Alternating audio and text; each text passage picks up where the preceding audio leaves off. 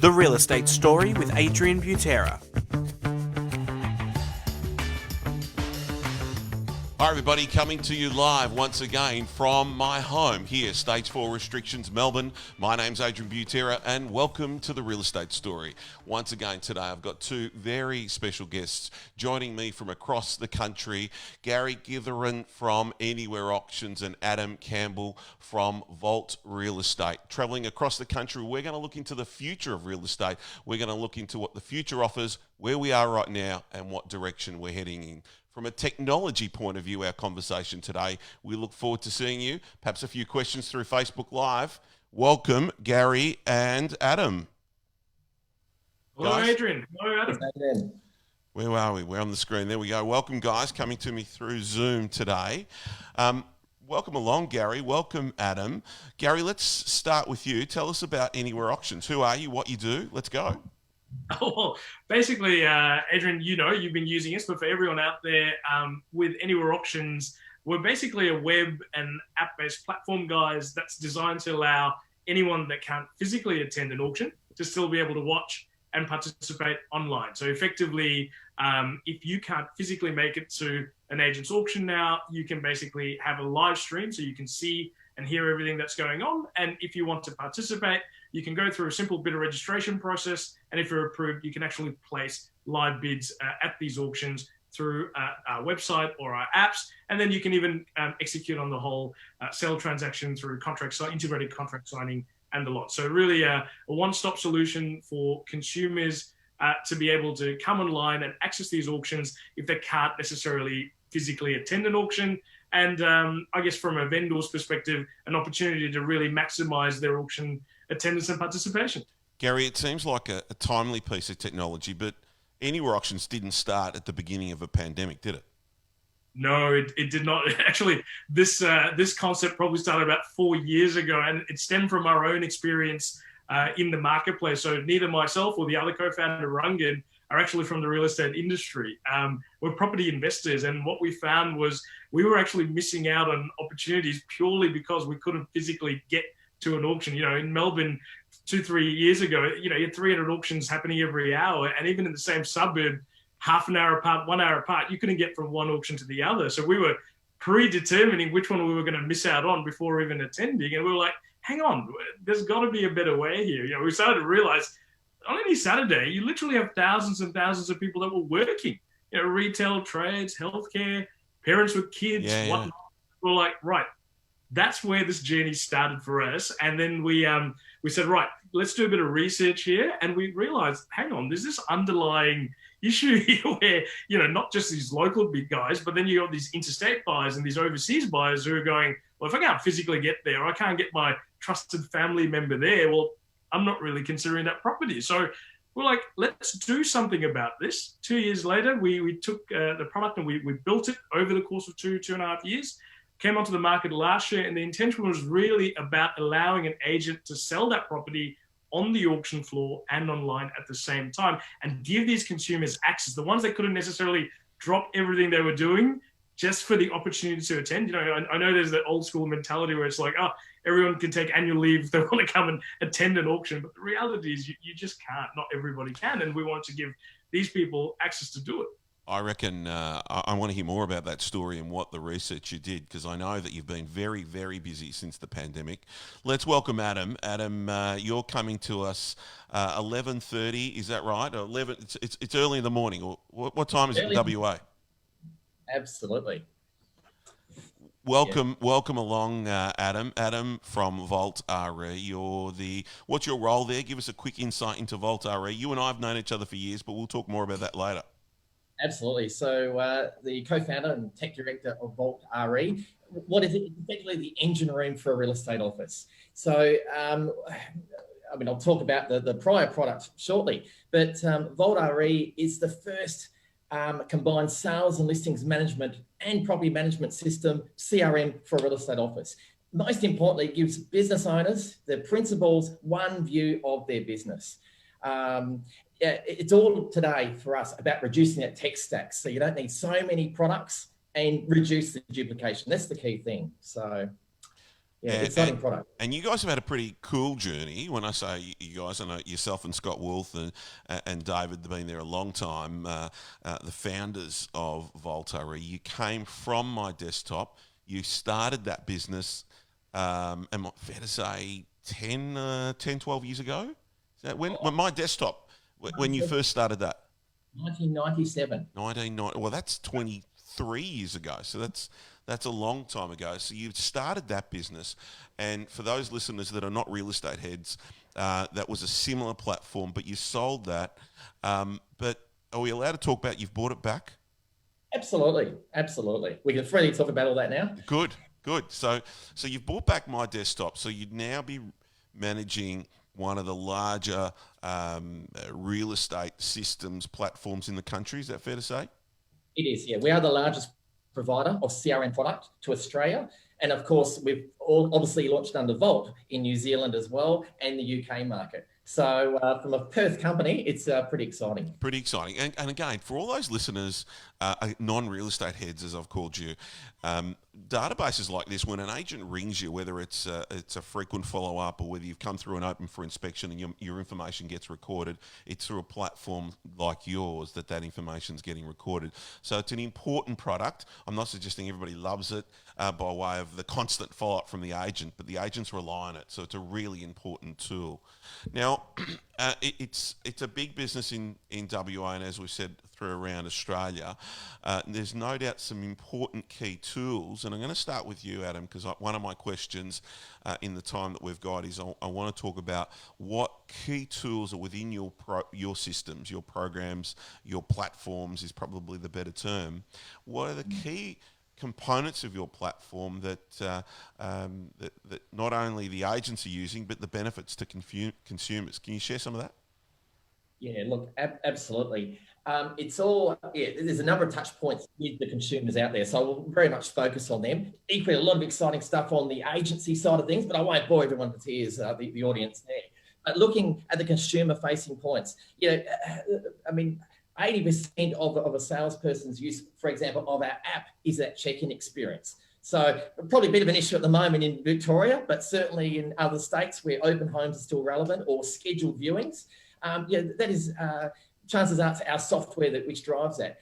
And it's all providing just a great level of service to the consumer out there. So what I mean by that, if I visit one of your properties, Adrian, let's say in Williamstown, okay, on the app, filling in mobile number, and then it's bringing up, is this Adam? Great. And then it will provide me more information about, insights about that person. Yep, he went through that property in Footscray. He did this. So it's all about improving the customer service. That is great for the consumer. So when you're on the app, so very simply, when you're on the app, as I start to type it in, it's instantly picking up who that person is likely to be, and will duplicate check that person. So that is a benefit to the consumer. Absolutely. That's the key thing. It gets very, very clunky. Look, there's new products coming out all the time. And that's the case because, the likes of Amazon and Google, they provide really good tools to allow startups out there just to create product. But where it falls over is if it's very isolated, what I call siloed. And you're entering details, and sorry, I've got him edited over here. And then you get duplication, and again, poor customer service at the end of the day. Good systems work where it's tapping into your core database. Think of it like your email. One view, I know exactly what I've sent him, what I've emailed him. I know he's been through that property. He settled a property 7 years ago. It's all that immediacy of information and not seeing two versions of him either. Yeah, really important. Gary, let me go to you. So Anywhere Auctions is a platform where people can online bidding, but as a consumer, as a buyer, tell me about that experience. What tech do you provide right now that's really benefit to those buyers? Well, the first and foremost, what we provide them is an easy way to access these auctions. So for consumers' perspective, we've actually got the Anywhere Auctions website.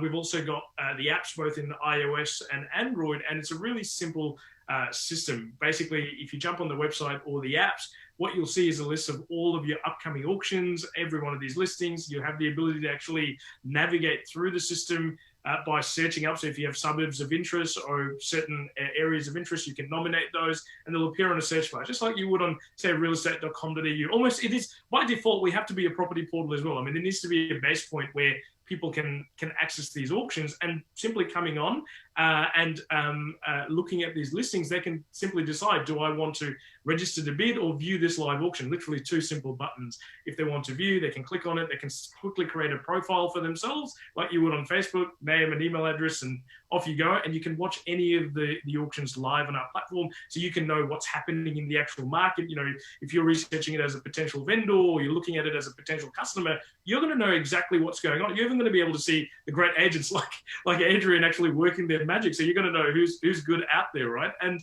it's an opportunity to see that. And at the same time, if and when you're ready, and you can't physically get there, I mean, we always want you to promote you guys to physically get to an auction, but if you can't, and you know, there are so many occasions where you can't, you don't have to miss out on that opportunity again. Gary, let me ask you. Sorry, I'm just curious, again, for our listeners here, that in that week before lockdown in Victoria, because you know I'm Victorian, so let's talk about Victoria. In that week before our lockdown, how many auctions went through Anywhere Auctions? Before stage 4? Yeah, so in that week, just before stage 4. I think during the actual week, we had probably 25 auctions get pulled off from the weekend onto that Wednesday, which was the Wednesday midnight was the deadline there. So about 25 came off from the Saturday, pulled into that Wednesday, and they ran it. So the key thing there was, I think agents wanted to run it from their office location. Yes. We still had another almost 50 auctions run on Saturday from people's houses. Right. Okay. Yeah. So 25 on the Wednesday, 50 on the Saturday. If you collectively got that 75 auctions that went through your platform over that week, how many people watched? Do you have that sort of data? Yeah, absolutely. So our average viewership over the last 6 weeks has been over 150 per auction. 150 per auction. So out of the 75 auctions, what's the math there? What's 150 times 75? You've basically got 1,000 people. Now, I gotta be honest. I don't always get 150 people to my auctions. So this is clearly providing an avenue for those. Who are the people looking? Who are they all? Are they people in the street? Are they prospective buyers that are just doing some research? Who are these people?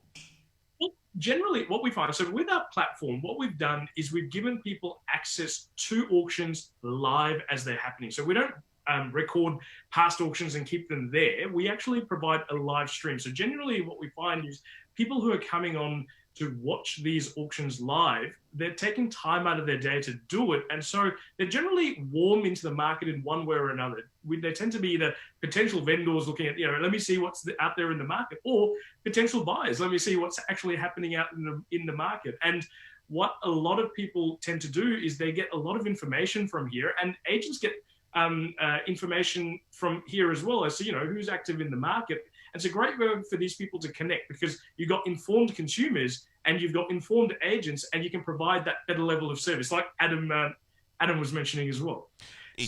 You've got one other type of person watching, and I'll let you know that we had some journalists watching a couple of weeks ago. Oh, they watched the auction live. Then I get a phone call about half an hour later saying, "Agent, can you provide some comment to the auction that I just attended?" And it really caught me off guard, thinking, "Wow, anybody could be."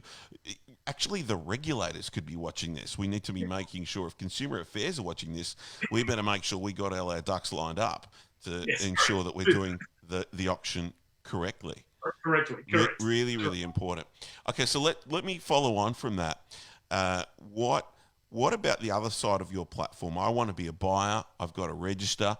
Now, just not anybody can register. You just can't put in a username and an email address. It requires a bit more than that. Give our listeners a quick snapshot.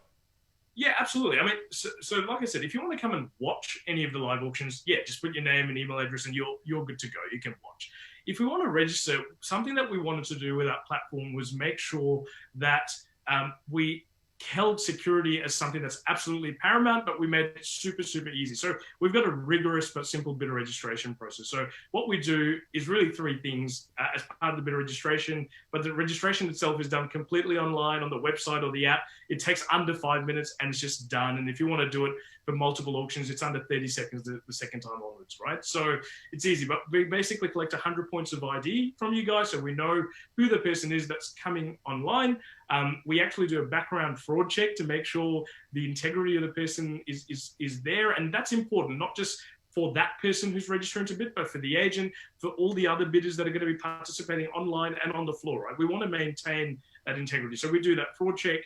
We have automated credit card holds and partial deposit transfers features. And this is really about making sure that anybody coming online is a serious buyer. I mean, our mission was to make sure that someone coming online was serious, at least more serious than someone that could turn up on the auction floor, particularly here in Victoria, right? I mean, anyone could turn up. But this way, the guys that are coming online have gone through and said, here, I'm giving you my ID. I've done a fraud check. I'm even willing to put a security hold for the opportunity to participate at this auction. Yeah, and I must say, when I first heard about that, I was a little bit apprehensive because it's foreign for us. We don't normally take a deposit or a holding hold for someone that just wants to bid. But I got to tell you, I really like that now. I like that for the simple fact that it instantly creates a genuineness of your audience that's there ready to participate. Whether they choose to participate or not, that's finally their decision, of course. But if they're not willing to at least do that, well, then just watch it as a normal viewer. Don't look at it as a bidder, which is really interesting. And I think that's some really good tech there and some real benefit, particularly not just to us selfishly, but to our owners that have gone to the extent of preparing their home for sale. They've put all this effort and now they're trusting the sale in a technical platform. I think a commercial responsibility is there, and I'm pleased to be able to deliver that. So well done. Adam, let me ask you, Adam, let's talk about Vault. It's got some great technology within. Let's start to have this whole future conversation. Where is it going in the future? What does it look like? What does Vault look like? And what do you think digital transactions online? I mean, what's it going to be in real estate? Yeah, goodness. I think we're coming up to a point of the next, like the release of the iPhone, which had the camera, and then we see the demise of, the Kodaks of this world and the BlackBerry and the Nokias. I can see that coming again. There's a lot of startups out there. And the key thing is, because of the likes of your Azure platform, Google, Amazon, talk technical for a second, people can bring product out quickly. And that's the thing, if they're not bringing product out quickly, there's an issue. So that's the key thing. So yeah, from a Vault perspective, because we started just 2 years ago on that product, we have that clean slate. So we've got the benefit of bringing product to market quickly for the benefit of landlords, owners, tenants, buyers, sellers, and so forth. So what does that mean to the end user? There's automation. So of course, what it means is you don't have staff in a real estate office stuck with mundane tasks. They can focus more on that vendor, that buyer. Yeah, it's a people industry, real estate. We know that. So focus on that. Let the tech do the tech. Leave that to the automation. Yeah, there's a lot of talk about AI and machine learning. Great, but I consider that it is critical, but don't let it interfere with that relationship with the client. It can add to it. So the relationship is key. So it's the talking like this, face-to-face, or nowadays over Zoom, or just whittle it down to just a good old phone conversation. They're all really powerful. But the tech seems to constantly try and get in under the skin of our industry. We agree that realestate.com, Domain, a couple other platforms out there play critical roles in what we do. And your platform from an agency point of view, Gary's platform from an agency and obviously consumer point of view. But what does it look like? I mean, I talk about I was very lucky to spoil my kids, and I'll prephrase that by saying we bought an Oculus, the virtual reality goggles there, and I say I was very lucky to spoil them because it's Dad that uses it the most. Virtual reality 3D, I mean, it's blow away, that technology. Is that going to be prolific in our industry? I believe it will be, and that will be helped by 5G. That's really the stifling block of late. Virtual reality, yes. I'd also extend that to, extending onto the smart homes as well, the connected devices. We're already seeing the tech now where, with the Realm product, for example, where you can literally, a tenant in their house could say, look, I've got an issue with the hot water system. And of course, it can actually go through and create that work order through the real estate agency. So it's cutting down that core. But that's one example. But where we're seeing it heading is, think about, for example, you've got a BMW. It'll actually tell the dealership when it needs a service or what's wrong with it. So it's a connected device. Extend that to the devices in your home. So for example, that hot water system as a connected device could be notifying the agency, I've got an issue. That's where it's heading. So it's creating that work order. Again, machine learning, automation, it's behind the scenes providing optimal customer service. That's the scenario of property management. Is it going to get to the point where locks on houses are going to be an app on your phone? Is it going to be where you can talk to the Google Home and your HomePod or whatever they're called, and say, look, please organise for the tap to be fixed, and it just gets fixed? Exactly. Yeah, we see that actually exists already. Behind the scenes, whether it's Google Home, whether it's Alexa, I think it's kind of like the Android and iPhone discussion at the moment. Which one's going to take off? So as software providers, developers, we've got to handle both platforms here. But yeah, people are doing that. There is software already to do that, which is quite amazing. Is it really? On the apps, correct. Yeah, there is a product which does interface with Vault to do that. So the future's here already to an extent. That's frightening. That's I didn't even know that, so I'm playing catch up. I often find myself playing catch up and catching up with all the tech that's out there and continues to come forward. But what's that crystal ball look like for you, Adam? If you pick yourself now and drop yourself in 2023, 24, 3 or 4 years down the track, there's a couple of important things. I'm going to be in my 50s. I'll probably be retired on a yacht somewhere, but importantly, where will the tech be for our industry? For the industry, talking, I guess from the agency perspective as such, I know we've got consumers on the line as well. I guess the key takeout is there's not going to be one piece of software that does everything. There's still going to be specialist things. It's up to us as software providers to integrate with those core products, and that's the key thing. We're not there yet. We need to be there. So, so then it's a choice of the agency or the owner as to what they use, and it's seamlessly, and that's the key thing, integrate with these systems. So you're not double handling, and it provides an optimal customer experience. And I'm talking hypothetical. No, it's all based on what they call open APIs, which we do offer to any third party, including Anywhere Options and Gary, who we work with as well. We're already working with them. Yeah, absolutely. So Gary, well, let me ask you that same question. In 3 or 4 years, what's the future of real estate? Obviously for the benefit of consumers, what do you see coming? What's on your long-term strategy for Anywhere Auctions? What does it look like for your business? It's a great question, a very, very broad question. I think, ultimately, if you look at the way technology evolves, when you create something like Adam said, that's highly convenient, provides a high level of flexibility, efficiency from a time and cost perspective, and allows you to enhance a result, that will thrive. In any technological field, that will thrive. And I think what we've seen here now, since at least, let's call it a relatively short journey, 3.5 years, is our journey with Anywhere Auctions, 1.5 years in the market, but well and truly, we brought this into the market last year, and what we saw was there was already an adoption for this type of usage. Consumers have been online and on board with making things really easy for themselves for many, many years, which is why you see e-trade going up and all sorts of things. And if we're honest, the real estate industry has actually been, quite slow to adapt. There's always a little bit of a lag in the way they adapt. And I think what COVID has done, being a global event. It's not a Victoria event. It's not an Australia event. It's a global event. I think we've seen some real shifts in consumer behavior and stakeholder behavior across the board.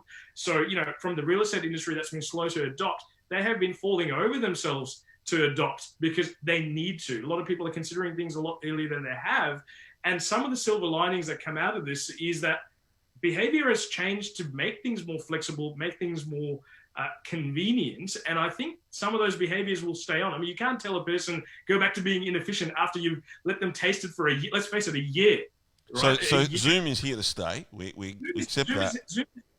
Zoom is here to stay, but you'll never have retail focusing on brick and mortar alone again, ever. It will never happen, right? And so I think the avenues are all going to be around convenience, flexibility, efficiency. And so for us, some of the things that we're already working on, as you know, recently we brought out our private sell module, which was always on the cards, but we fast-tracked to bring it out about 6 weeks ago, and it's going completely like skyrocketing, which is fantastic for us because it literally is an end-to-end private sell campaign management tool that saves the agent, 70-80% of their time. It gives them the flexibility to manage it entirely from their mobile device. And right? you've answered the problem. When we get an offer on a bit of real estate and someone says, another buyer says, how do I know you've got that offer? And then we say, not wanting to sound cheeky, but we say, well, look, there is an offer, and if you don't put in yours, it'll be sold to someone else. We need you to believe us. But your platform creates a digital layer and transparency to all of that. That new platform, I should say. Yes, absolutely. From a consumer perspective, it creates transparency, it creates efficiency, it creates the need. I mean, particularly in an environment like you see yourselves now, even outside of COVID, people are constantly busy. I mean, how hard is it to try and make an appointment time where you can get, a husband and a wife in their home or in an agent's home just to make an offer? Whereas now you can actually do it completely remotely if you need be, and have a Zoom call and take an offer now from your phone and manage it entirely on your phone. And these people can do it. I'm on my lunch break, guys. Let's get on that Zoom call and let's get this done. So let me ask you this, and this is I'm gonna change my view. I'm gonna go to this view. This is to all three of you. There's three of us. Sorry, I was counting myself in the room. But so how do you recreate this? How do you create this new technology? You've both given me insights into the future, but I think I read once hack days at Google where they try and reinvent stuff.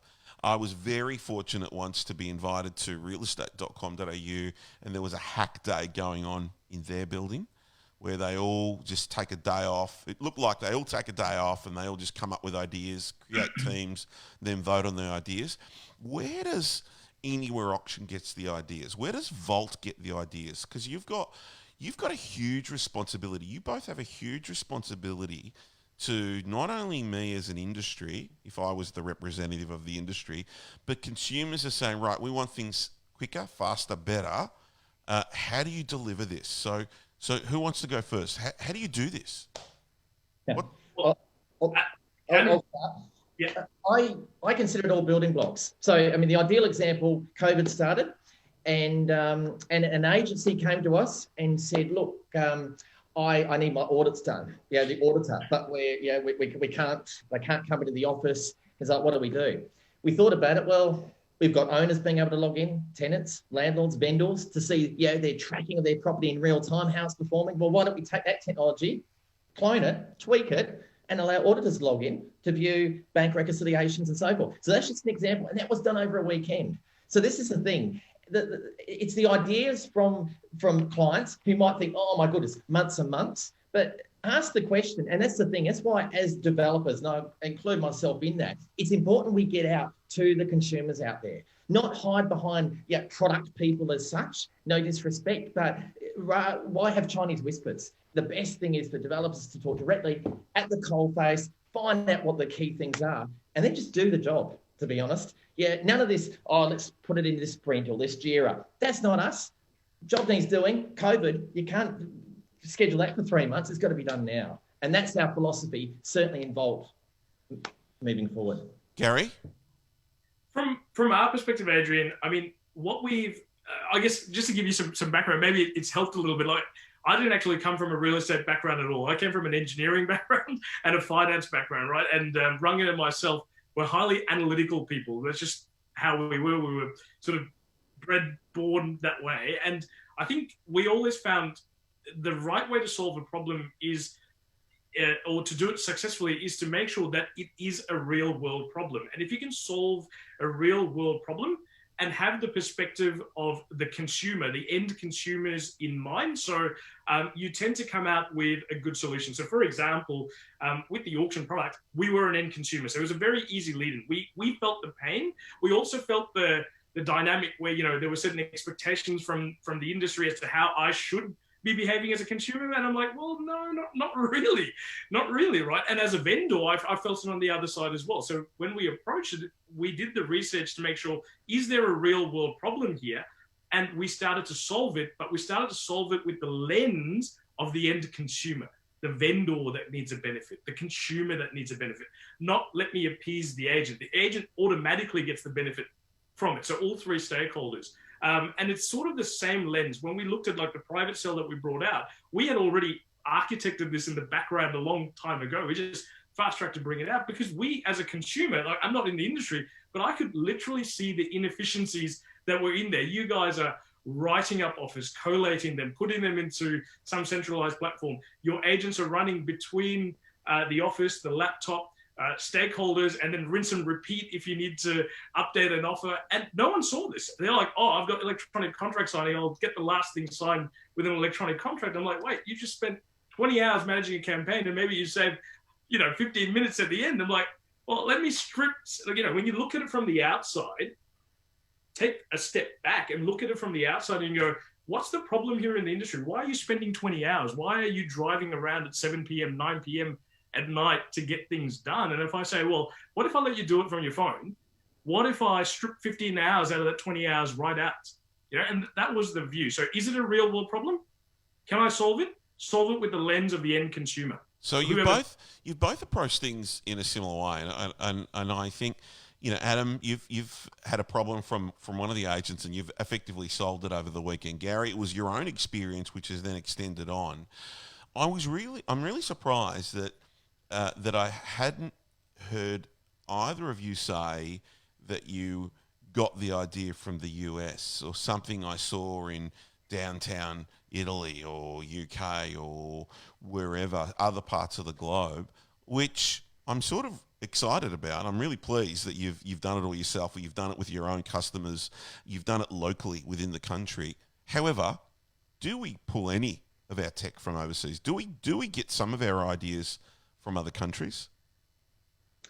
Yeah, it's we've got the benefit of having a UK operation as well, Volt EA, with a team over there that we've had for about 5 years. So we are at the coalface, learning what's out there. From agency software perspective, and of course extend to the consumer with the touch points here.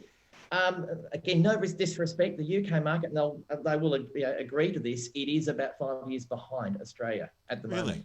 So we, for example, we've launched a product over there, and look, it will probably come into effect. Some of those features, some of those modules in a few years' time. It's baby steps first. And that's really the basis of development as well. It could be a good idea here, but something to be mothballed. But we don't derive, there isn't much I have seen in UK, for example, and I'll use UK, given we're there, that we've embodied directly into the product to think, wow, it's a good idea, that we didn't already have. Yes. Yeah, okay. So certainly no arrogance there, but just looking at what we're dealing with. How about you? US, How about you, Gary? Have you done any research or any investigating from overseas to bring the product here? No, actually, we did the research. Absolutely. Okay. I mean, before we bootstrapped into this this project, we did a lot of research and looked in the market. And I think the thing with Anywhere Auctions, both on the auction front and on the private sale front, they're both kind of pioneering or first on ground for this industry. So it's not something that's been done before that we were bringing out to this geographic region. It's the first time it was being done. And even now, we're for the breadth of service we provide under one umbrella, we're still the only service provider that provides it, and we're rolling out into a national level. So for us, when we did the research, we found that we were first movers, which is actually, it's got its pros and its cons, because you don't have failures that you can learn from. You have to make those mistakes to learn from them sometimes, But at the same time, we allowed ourselves to trailblaze. We could set the path. People had come down with similar concepts, never the same mission though. Like, for example, there was a gavel, there were some others, but the mission was never the same as what we intended to do, which was facilitate the entire sale transaction, enhance it, make sure every stakeholder got value out of it, right? Yeah. And so that mission allowed us to trailblaze a bit. But in saying that, there were other industries that we did look into. I mean, for example, best practice, like electronic contract signing is not a real estate thing, right? Transacting digitally is not a real estate thing. It's been happening for years. It's been happening for years. So there were aspects that we could look at from other industries and go, what's the best user experience? How are people doing it well?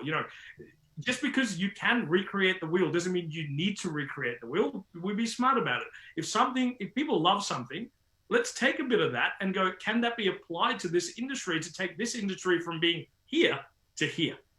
And so we did have inspirations and research into other industries, but I guess within the real estate field itself, we've been trailblazing. So it comes with a lot of pros, some cons, but a lot of pros as well. Yeah, well done to you both, guys. I'm going to firstly thank you both. It's been a delight to have you both on today and get some insights in not only your businesses, Vault RE and Anywhere Auctions, but to get some insights into what you think or you foresee is in the future.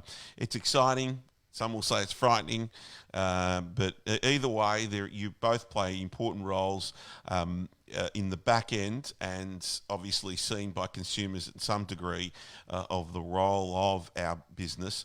One of my team asked me today, "Gee, are we going to be allowed back to work on the 14th?" And I said, "Look, I think we just need to. One, it needs health and safety is number one, but importantly, we play an important role in raising money for the state government as well. So we hope they can release us to do what we have to do so we can raise some more money for them. But it's important that we've got tools on board such as Vault and Anywhere Auctions. Adam, thank you very much. It's good to see you again. I'll have some more ideas coming your way soon. Fantastic. Thank you. Awesome. Gary G, Anywhere Auctions, thank you very much for allowing us to facilitate. I can say, Gary, that my longest auction ever is an Anywhere Auctions auction, and I've done probably over 5,000 auctions. So well done on holding that. It is my longest auction. I think it went for 45 minutes. There you go. Thank you. That is way too long, but hey, we got there. Good result. Good result, Osh. Good result. Thanks. No, brilliant. Pleasure. Thanks for having us, guys. Guys, thank you very much for joining the Real Estate Story. Thanks very much. Please stay on the line as I say goodbye to my viewers. Thanks, everybody. We'll see you next week.